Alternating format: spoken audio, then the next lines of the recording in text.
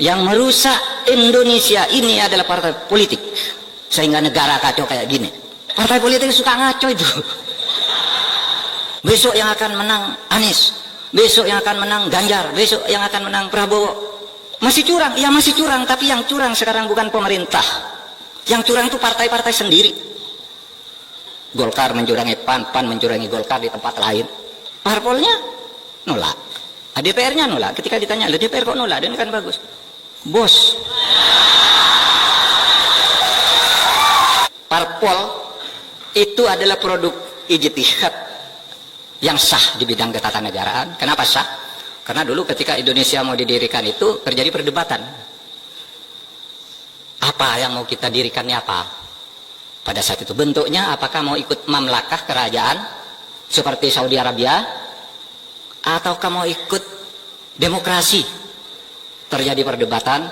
Bung Karno usul kita bentuk negara republik. Republik itu demokrasi. Republik itu sebenarnya kata lain dari demokrasi. Respublika dan demos kratos atau kratein itu sama artinya. Pemerintahan bentuk republik kata Bung Karno. Yang lain usul enggak, bentuk monarki saja. Kerajaan. Akhirnya apa? Di voting. Di voting Bung Karno menang. Dari 62 anggota BPUPK, 55 orang dukung Bung Karno bikin negara republik. 6 orang dukung yang membuat kerajaan aja lebih bagus, lebih solid, lebih teratur, sehingga semua keputusan langsung dilakukan oleh kerajaan, tidak usah ribut-ribut. 1 orang abstain. Itu keputusan sidang BPUPK Dokuritsu Sumbicho Sakai pada tanggal 10 Juli tahun 1945, 10 sampai 16 sidangnya. Nah, jadi menang nih demokrasi. Nah, kalau begitu demokrasi sudah menang sebagai produk perdebatan, itulah yang disebut produk ijtihad. Di dalam Islam itu disebut ijma' sukuti. Kesepakatan para ulama. Ya secara diam, tidak usah harus bilang iya, diam aja itu sudah sepakat, artinya ijma' sukuti. Karena pada waktu itu Islam sudah diwakili oleh Bagus Hadikusumo dari Muhammadiyah, Nasir, Kahar Musakir, Mas Mansur, NU-nya ada Hasyim Asy'ari, ada Wahid Hasim, ada Kiai Maskur. Ulama-ulama itu ada Al-Irsyata dari mana aja. Sudah kita sepakat sekarang demokrasi. Di sini sah sebagai al-mitsaq. Negara ini negara al-mitsaq adalah negara kesepakatan. Negara kesepakatan, negara perjanjian. Kata Muhammadiyah Darul Ahdi was Syahadah, kata NU al-mitsaq itu sama artinya. Negara hasil perjanjian yang tidak boleh dilanggar. Siapapun yang melanggar itu bugot. Bugot itu memberontak dan harus ditumpas, kecuali melalui jalan-jalan konstitusional, membuat kesepakatan baru. Siapa? Melalui konstitusional itu ya pemilu. Ikut pemilu lalu usulkan kesepakatan baru di situ. Nah, saudara, itulah fikih siasahnya, fikih politiknya.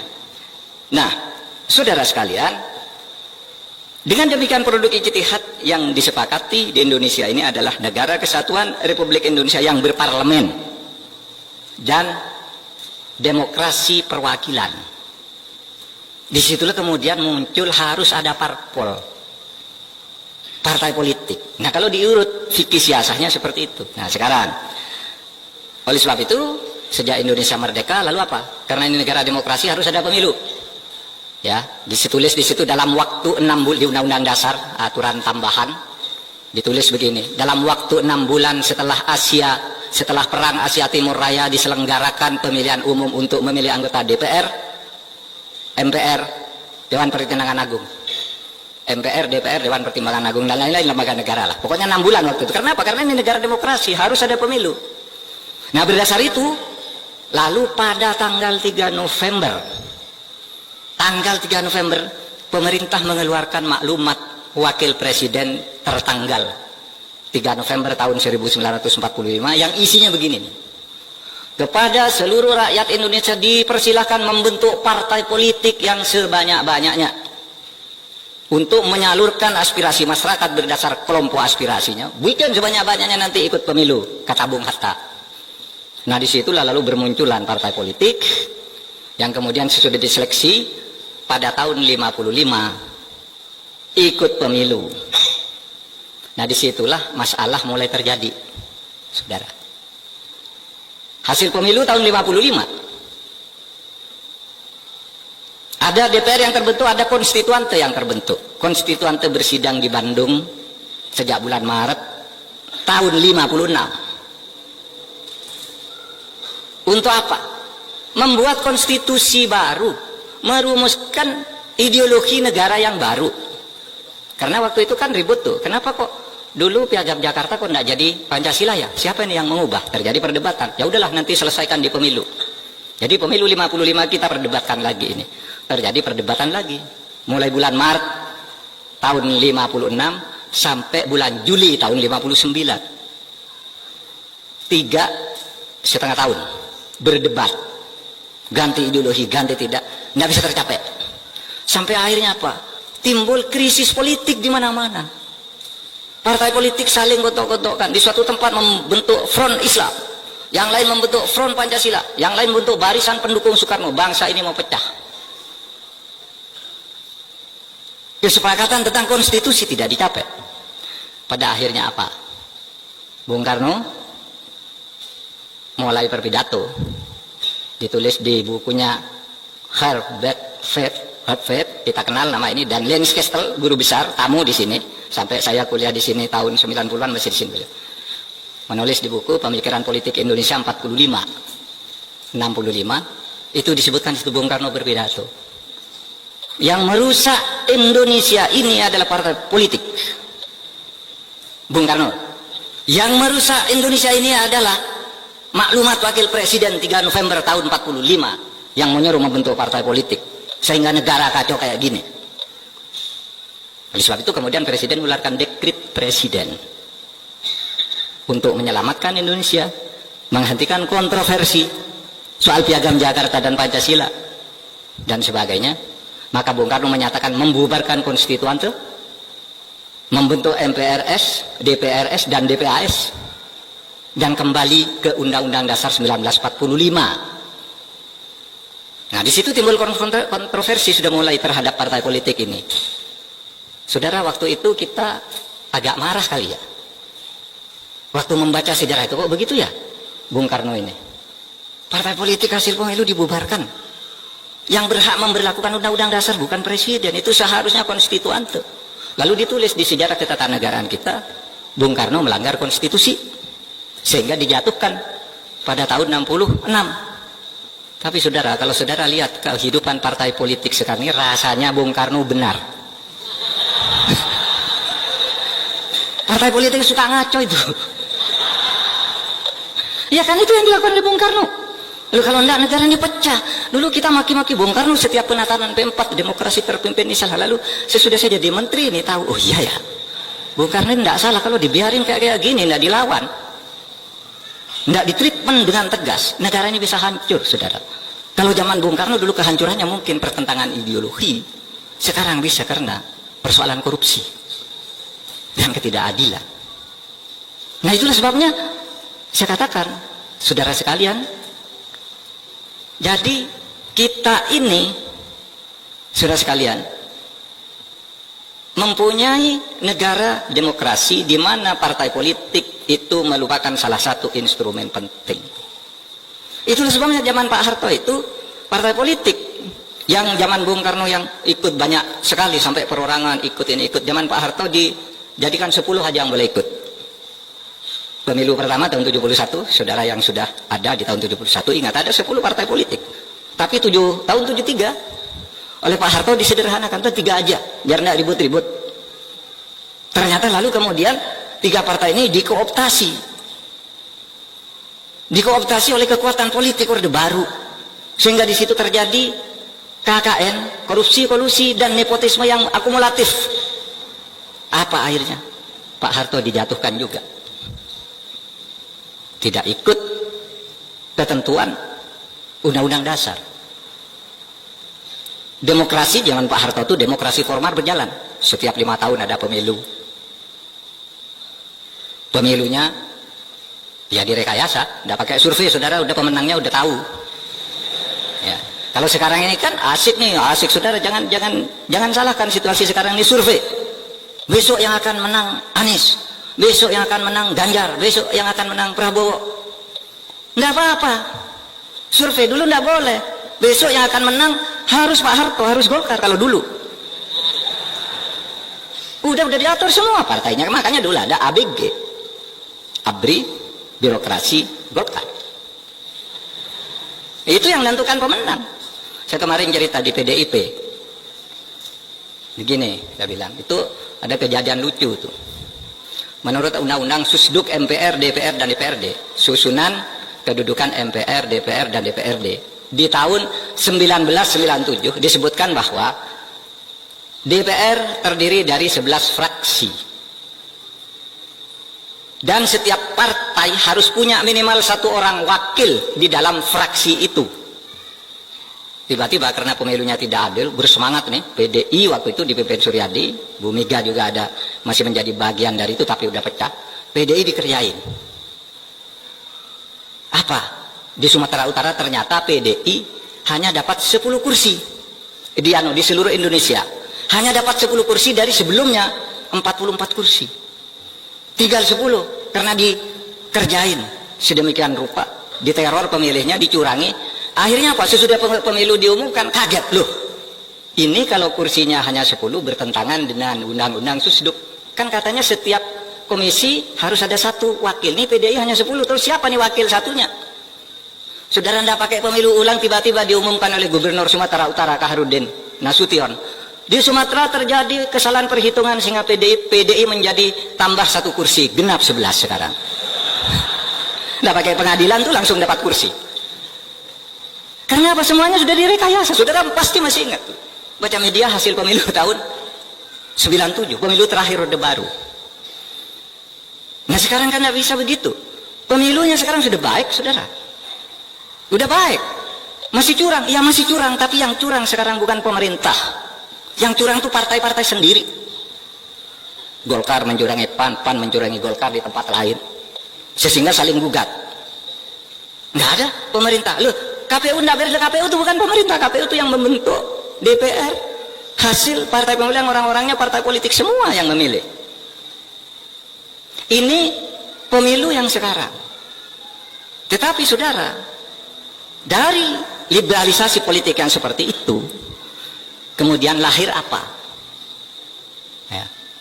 Yang lahir adalah politik transaksional, politik biaya tinggi. Sehingga sekarang orang karena pemerintah tidak ikut ngawasi, bisa beli ke KPU di tingkat bawah. Di suatu tempat di Jawa Timur beli ke bupati itu yang ngatur lurah semua. Lurah itu yang kemudian ngatur suara untuk setiap orang, bukan hanya untuk setiap partai, untuk setiap orang. Sehingga misalnya orang Papua bisa aja kalau dengan kenal dengan lurah itu menjadi wakil dari Jawa Timur karena suaranya bisa diatur. Sekarang, nah ini pilihan politik kita ini sudah benar apa tidak? Ini persoalannya. Kalau mau membongkar pembongkaran partai politik, gimana nih cara membongkarnya? Apa ngubah sistem pemilunya? Atau apa? Sehingga sekarang ini, saya kemarin bicara kok susah ya mengajukan aspirasi-aspirasi yang baik bagi pembangunan hukum, tetapi selalu gagal di DPR. Lalu siapa ini yang salah? Ini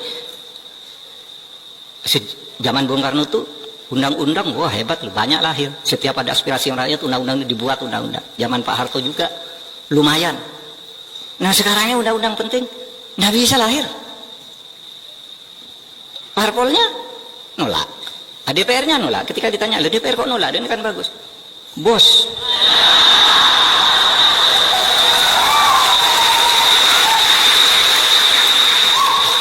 Nah ini kuliah, ini kuliah fikih politik, fikih siasah ini, saudara. Nah oleh sebab itu, bagaimana ya kita ini sekarang memperbaiki? Sehingga kalau saya rangkum yang tadi itu, pertama, di zaman demokrasi liberal dulu banyak parpol berkelahi, hampir membuat negara pecah. Bung Karno mengeluarkan dekret yang sudah direnung-renungkan sekarang, ternyata Bung Karno itu ada benarnya. Kalau enggak, waktu Bung Karno itu kan integrator, saudara. Kalau melihat tuh bangsa mau pecah, ambil dia tindakan dengan risiko apapun, ambil. Tapi lu dianggap salah, menimbulkan apa? Oh ini konstitusi tidak jalan, sehingga terjadi perdebatan di Orde Baru. Kita ini mau membangun stabilitas atau demokrasi. Kalau demokrasi seperti zaman Bung Karno tidak stabil. Kalau stabilitas dibangun, ekonomi tumbuh. Lalu dikatakan untuk sementara milih pertumbuhan ekonomi, demokrasi dikecilkan dulu. Itu resmi keputusan Seminar Angkatan Darat di Bandung tahun 1966. Saudara. Nah, itu masalahnya. Kemudian di Orde Baru disederhanakan agar partai tidak terlalu banyak instruksi, modal asing susah masuk. Kalau tidak ada stabilitas, maka zaman Orde Baru hebat tuh, tumbuh ekonomi rata-rata setahun 7%. Tetapi karena demokrasinya tidak ditumbuhkan, kekuatan rakyat tidak dibangun, ketika terjadi krisis moneter, jatuh paling cepat dan sembuh paling lama. Negara lain juga kena tuh krisis moneter, tetapi mereka setahun 2 tahun udah pulih. Indonesia sampai bertahun-tahun tidak pulih dari krisis moneter waktu itu. Karena apa? Demokrasinya tidak dibangun, katanya karena ingin pertumbuhan. Nah sekarang kita lalu melakukan reformasi, buka lagi demokrasi, lalu muncul demokrasi transaksional. Saya dulu kan di marah-marahi orang, demokrasi, saya bilang di Indonesia itu demokrasi transaksional, demokrasi uang. Mau kepala daerah itu tidak ada kepala daerah yang tidak dibiayai oleh cukong. Sebagus apapun ada yang biayai.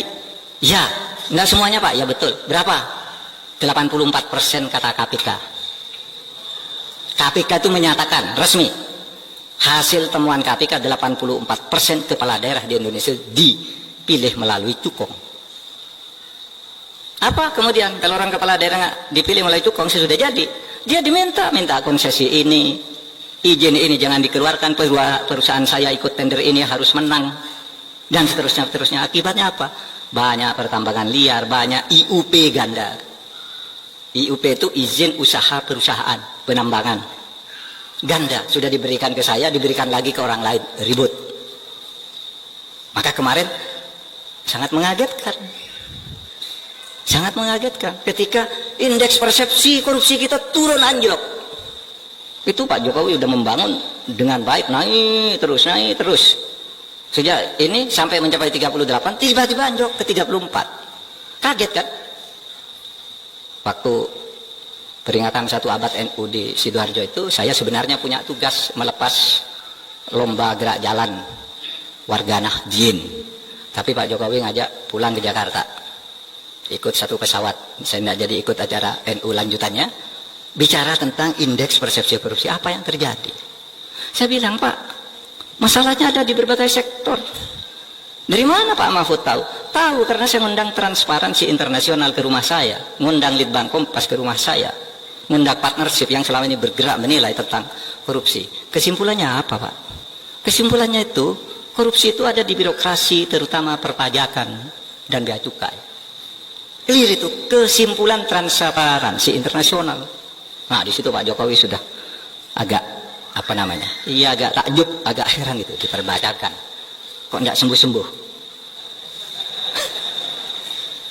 Nah, kemudian ada di mana? Korupsi itu ada di DPR.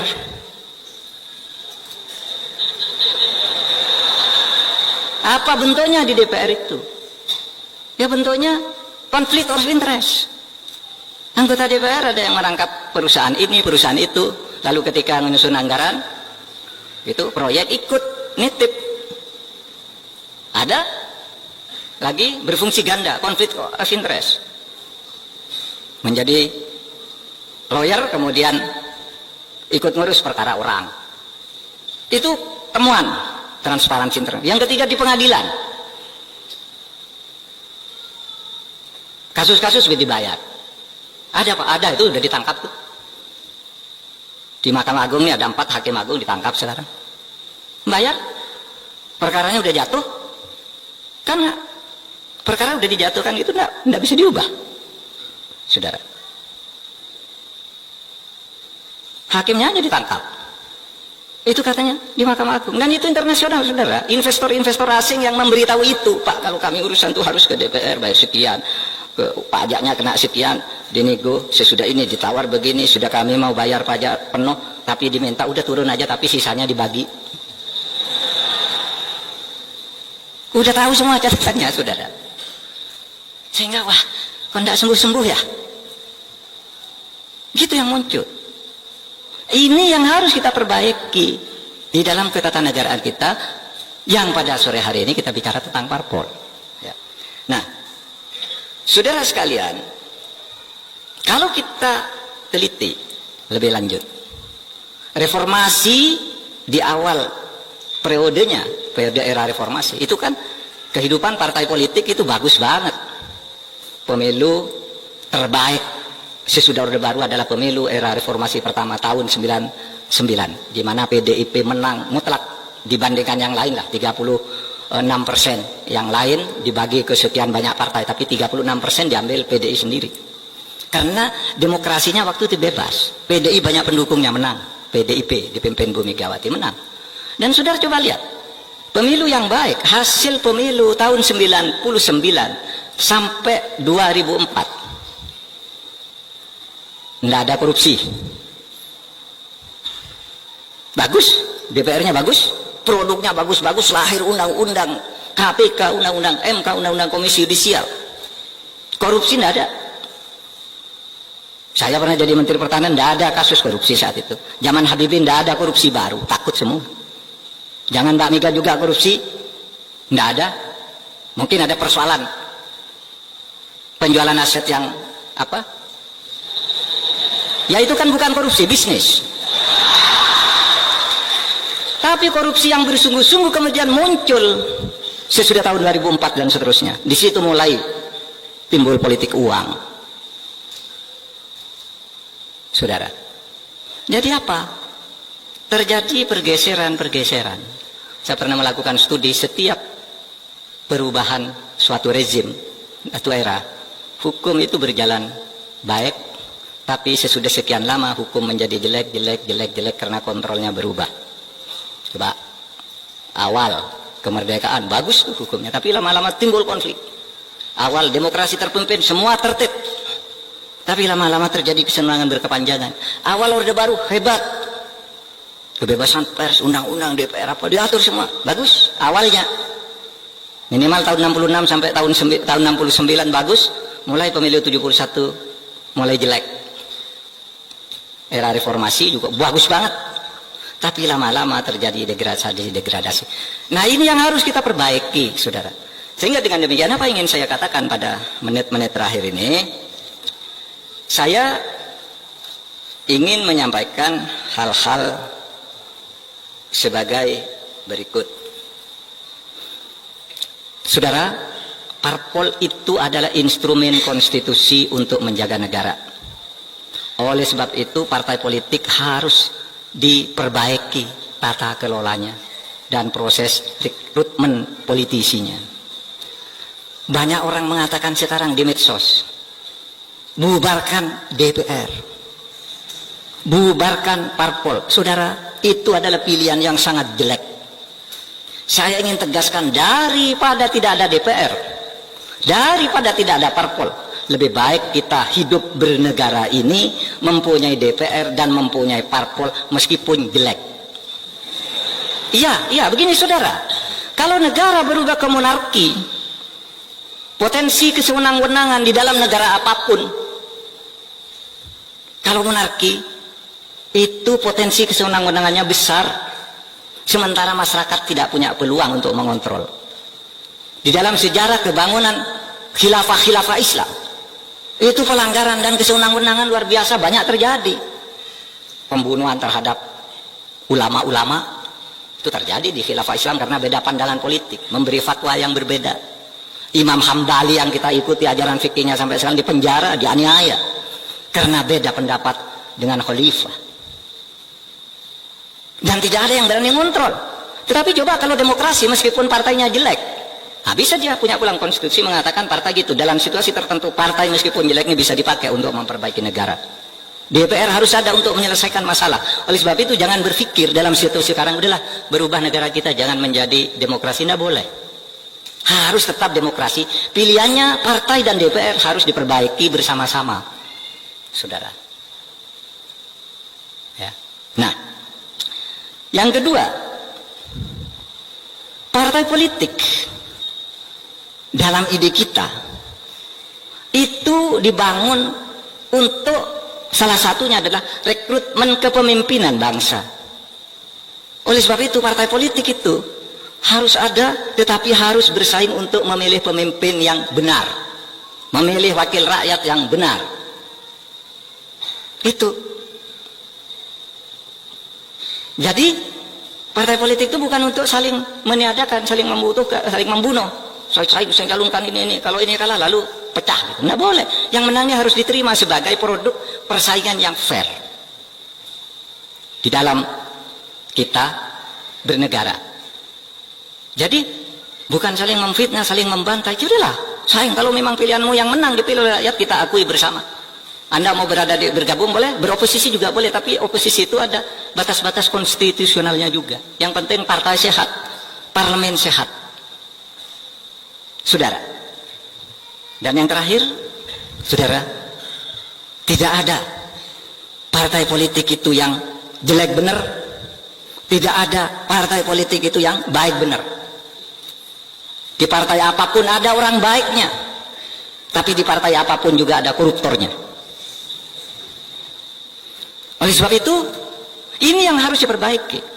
Dan bagi kaum muslimin, ya, karena partai politik itu sama fungsinya adalah untuk memperbaiki, dan tidak ada kebaikan mutlak di satu partai, tidak ada kejelekan mutlak di satu partai, maka kita ide umat Islam itu boleh memilih partai apa saja asal niatnya ingin memperbaiki negara. Saudara, milih PDIP tidak haram, milih Golkar tidak wajib, milih PAN tidak sunnah juga. Pilih sesukamu, tetapi kemudian bertemulah di dalam apa yang disebut kalimatun sawa. Kalimatun sawa itu apa? Visi yang sama. Partai apapun ingin negara ini baik. Nah, di situ kita ketemu. Meskipun kamu masuk Demokrat, masuk PDI, masuk apa, enggak apa-apa, tapi kita punya visi yang sama dengan cara dan pintu yang berbeda. Saya tutup ini dengan satu ayat. Kisah Nabi Yakub ketika suatu saat anak-anaknya tertangkap di Mesir oleh aparat penegak hukum Raja Mesir, yaitu Yusuf. Anak-anaknya Yakub datang ke Mesir minta jatah karena waktu sedang terjadi pacaklik, lalu diangkat oleh Nabi Yusuf, panggil tuh orang-orang tuh ke situ. Kata Nabi Yusuf melihat saudaranya, dipanggil, ditanya, katanya, kamu dari mana? Saya dari Kanaan. Siapa ayahmu? Yakub, Nabi Yakub, itu ayahnya sang raja ini sendiri. Terus saudaramu selain kamu siapa? Yang selain saya masih ada satu anak kandung saudara kami, yaitu Bunyamin. Bunyamin tidak ikut ke sini karena menemani ayah saya yang sekarang ini buta karena menangis terus sejak anaknya Yusuf hilang karena dibuang ke sumur itu, lalu dianggap hilang, itu nangis. Nah begini, kamu saya pulangkan, bilang ke ayahmu saya ingin ketemu Bunyamin, bawa ke sini Bunyamin. Terus apa? Anak-anak itu minta ke ayahnya, Yakub tidak boleh, saya tidak izinkan Bunyamin dibawa menghadap Raja Mesir. Kenapa? Saya khawatir terjadi seperti Yusuf kalau kamu yang bawa. Kenapa? Dulu Yusuf katanya akan kamu jaga, ternyata hilang, tenggelam di sumur. Sekarang kamu bawa Bunyamin lagi, tidak boleh. Kata Yakub, Abah katanya, ini raja yang minta, ada perlu, dan ini menyangkut juga kebutuhan-kebutuhan kita, kebutuhan ekonomi masyarakat kita di Kanaan ini. Kami harus bawa adik Bunyamin ini. Baik, kalau gitu kamu bersumpah bahwa kamu akan melindungi Bunyamin sampai ketemu Raja Yusuf, lalu kembali lagi ke saya. Bersumpah mereka. Lalu apa yang dikatakan oleh Yakub? Ini bunyinya. Wa qala ya bunayya baniya la tadkhulu min babin wahidin wadkhulu min abwabin mutafarriqah. Hai anak-anakku, kalau kamu mau masuk ke istana, kamu harus masuk dari pintu yang berbeda. Jangan masuk di satu pintu, pas ketemu pas pampres yang galak kamu diusir habis. Gitu kan? Pintu di istana itu kan banyak, lewat sini, lewat sini, lewat sini. Mungkin yang sini panpresnya galak, yang di sana mungkin baik hati, kamu diajak masuk ke istana. Maksud saya, kamu boleh lewat PDI, lewat Golkar, lewat Demokrat, lewat apa saja. Nanti kalau sudah masuk ke pusat kekuasaan, bangunlah kesejahteraan sesuai dengan perintah Allah bersama-sama. Panggil saudara-saudaramu yang belum bisa masuk itu untuk membangun bersama. Sehingga saudara jangan bermusuhan karena partai, karena beda calon presiden apa, tidak usah bermusuhan, pilih ya pilih. Tapi tidak usah bermusuhan, kita masuk lalu di sinilah bawa pesan-pesan keislaman kita untuk membangun masyarakat di mana negara ini akan menjadi baldatun thayyibatun wa rabbun ghafur. Nah, kalau gitu hidup bernegara itu enak, tidak usah bermusuhan, kamu tidak Islam, kamu suku ini, tidak ada. Di dalam Islam itu tidak boleh perbedaan agama lalu menyebabkan kita memusuhi orang lain. Karena bagi Islam sudah jelas, bagiku agamaku, lakum dinukum, agamamu ya agamamu, waliyadin, agama saya. Itu yang apa? Itu yang urusan ubudiyah ilahiyah. Yang urusan ibadah kayak gini itu agama saya yang mau ke gereja sana, lakum dinukum waliyadin. Tetapi di dalam hal-hal membangun negara ada yang di luar lakum dinukum waliyadin ini, yaitu muamalah. Nah, di dalam muamalah ini kita ketemu kalimatun sawa. Dalam Al-Quran itu katanya, Qul ta'alau ila kalimatin sawain bainana wa bainakum. Ayo kita bertemu di dalam kalimat yang sama. Apa kalimat yang sama? Lakukan pemilu dengan jurdil dan luber. Nah, itu agama apa saja sama. Tingkatkan pertumbuhan ekonomi. Agama apa saja sama. Pilih pemimpin yang benar dan jujur. Agama apa saja sama. Suku apa saja sama. Itu yang disebut kalimatun sawa. Nah, soal akidah, uluhiyah, ya silakan. Nabi sendiri itu ketika mendirikan negara Madinah itu apa yang dikatakan di piagam Madinah itu? Ya, hadza kitab min Muhammadin sallallahu alaihi wasallam bainal mu'minin wal muslimin wa Yasrib wa Quraisy. Wa man tabi'ahum falahiqu bihim wa jahada ma'hum. Tuh. Saya mendirikan dengan ini proklamasi, dengan ini saya mendirikan negara Madinah sebagai perubahan ini antara orang mukmin, orang muslim, Yasrib, Quraisy yang tidak Islam dan seluruh kuwanya itu menyatakan kemerdekaan bersama mendirikan negara Madinah. Sama kan dengan proklamasi kemerdekaan kan? Sama itu proklamasi kemerdekaan kita tuh dari piagam Madinah, Saudara. Falahiqu bihim wa jahada ma'hum. Dan banyak di antara kita ini yang kadang-kala terlalu ekstrim menganggap Madinah itu negara Islam sendiri. Enggak, Saudara. Di situ piagam Madinah itu 47 pasal, yang 24 itu berisi perlindungan terhadap perbedaan agama dan suku. Yang 23 pasal baru berisi ketatanegaraan, pemerintahan bersama. Sampai ada yang tidak tahu ya, Pak, bahwa ketika Nabi Muhammad itu perang Uhud, ada seorang namanya Muhairik, itu orang Yahudi, ikut berperang bersama Nabi. Kenapa kamu berperang? Ini kan negara Islam. Bukan, saya membela negara Madinah yang dipimpin oleh Muhammad. Apakah kamu memusuhi Islam? Tidak, kata Muhairik, saya orang Yahudi, tapi saya cinta kepada Madinah sebagai wapani, tanah airku. Saya cintai ini. Saya cinta kepada Muhammad karena dia pemimpin yang adil. Sehingga meskipun saya orang Yahudi, saya akan ikut perang bersama Nabi. Dan ingat, kalau saya mati kelak, seluruh harta bendaku diserahkan ke Nabi untuk perjuangan negara Madinah. Saya tetap minta dikuburkan dengan cara Yahudi. Coba, Muhairik. Dan betul dia meninggal ketika Nabi diserang berbagai panah, banyak sahabat yang menjadikan dirinya sebagai tameng, dan Muhairik yang Yahudi ini adalah satu yang menyertakan dirinya sebagai tameng panah sehingga dia meninggal. Ditanya lagi, kamu sudah mau meninggal di dalam perang Uhud yang suci ini, apakah kamu sekarang mau masuk Islam? Dia bilang tidak. Sehingga kata Nabi, kembalikan dia ke keluarganya dan kuburkan baik-baik, urusan pahalanya biar dengan Allah. Jadi saudara, kita ini jangan terlalu ekstrim, seakan-akan kita ini besar, harus dominasi. Enggak, kita harus hidup bersama. Itulah yang disebut inklusivisme, itulah yang disebut kosmopolitanisme, kesewargaan di dalam membangun negara ini secara bersama-sama. Saudara, saya sudah lewat 10 menit dari waktu yang ditentukan. Minta maaf. Assalamualaikum warahmatullahi wabarakatuh.